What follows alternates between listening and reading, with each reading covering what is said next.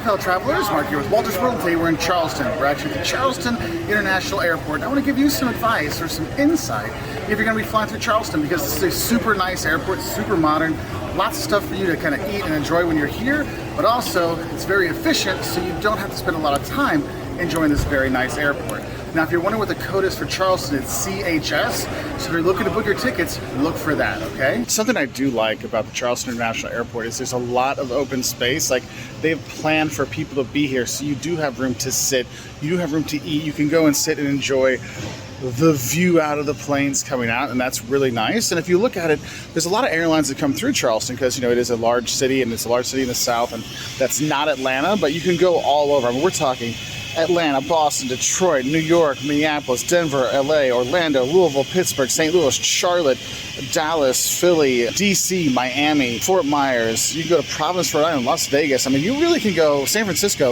You can go all over the U.S. from here in Charleston, which is really nice. And they have multiple airlines that are here. You've got, you know, Delta, United, American, Allegiant, Southwest. You got Frontier, Alaska, Breeze Airlines. I mean, there's a lot of different options you have. So if you want to come here, there's so many different airlines that fly through here that you're not going to have a problem. Whatever airline you do want to fly with, you can get here, okay? Check-in's pretty simple and pretty fast here at Charleston. It's just like every other airport. They have the sign outside saying this is the Delta entrance, this is the American entrance, this is the United entrance, so you'll know where you get dropped off, because that'll help you out. Because it kind of spreads out a bit when you are here. Check-in is relatively quick, relatively painless, and what's nice is you just go right through security, and security drops you off right in this hallway that goes either to the B gates or down to the A gates. So you have two terminals here, A and B, but it's the same security that comes through, so not really a problem looking at that. Honestly, getting to the end, can you see the end down there? That's all it is. This is not a huge airport, but having the kind of extra terminals does make it a bit easier, because the food and the shopping options are spread out a bit, in terms of there's a couple at the end of A, there's some in B, and there's actually some in the middle you can go grab. So you got, you know, Jack Nicklaus's, so if you want to grab something there with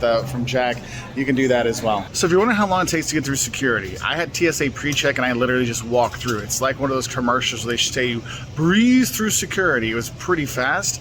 My friend who did not have TSA pre-check, we are actually still waiting for him. And it's been about 10 minutes, so it takes a bit longer if you don't have TSA pre-check.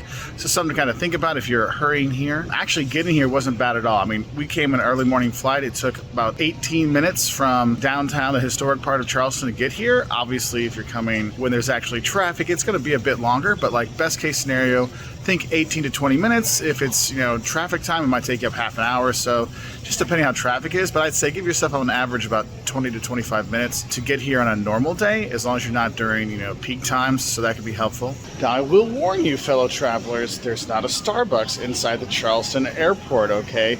You have the Harvest and Grounds. That's the coffee shop you'll see here past security and before security, so you do have those options. Yeah, no Starbucks, sorry. So when you're driving in and you want to park your car when you're here, they have an economy lot, they have an hourly lot, they have a daily parking rate, they have actually valet parking too. It's all actually not that expensive, so you have some really nice parking options if you're going to be driving in to do that, so that's kind of cool. So if you're looking for public transportation to get from the airport, and basically any of the transportation leaving from here is right outside of baggage claim. And when you come out of baggage claim, you'll look to your right, you'll see the rideshare stuff for Lyft and Uber. Again, it's like 20 minutes to get into town. There's also a bus stand there for Carta. That's Charleston's bus system. And the bus will take you to the Tanger Outlet, which is nearby, or it'll take you to downtown. And once you get downtown, you actually have the Dash system, which is the free trolley buses in the downtown area. But getting from the airport, you still have to pay to go down there. But when you're coming in, I want to warn you, don't get too excited when you see like KLM and Emirates and all these fancy airlines here, you know, when you see their planes, because it's not because of this airport. There's actually a Boeing manufacturing thing right next door. So those huge planes, yeah, that's not for you. You're on American or Delta or something like that, not the big international ones. Now, I know when you go to the airport, some people like to go to the lounge. Now, one thing you have to realize is this is a really nice airport. Like, Charleston's got a really nice airport, lots of seating, lots of places for you to go, to shop, eat. You'll be fine when you're here, but if you do want to go to a lounge, there's just one lounge here. It's called The Club, CHS, which is basically available for, you know, certain credit card people. You can actually buy day passes there if you want. It's a typical lounge with food, drinks, you know, some seating area. It says it holds up to 83 people, so it's obviously not that big.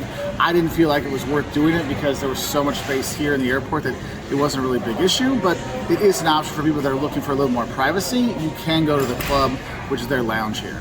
So I hope you liked our review about Charleston International Airport. If there's other things you want people to know about this airport, please put in the comment section below so people can be better prepared if they're going to fly through Charleston. And I'll say bye from here at beautiful Charleston International Airport because it is pretty nice.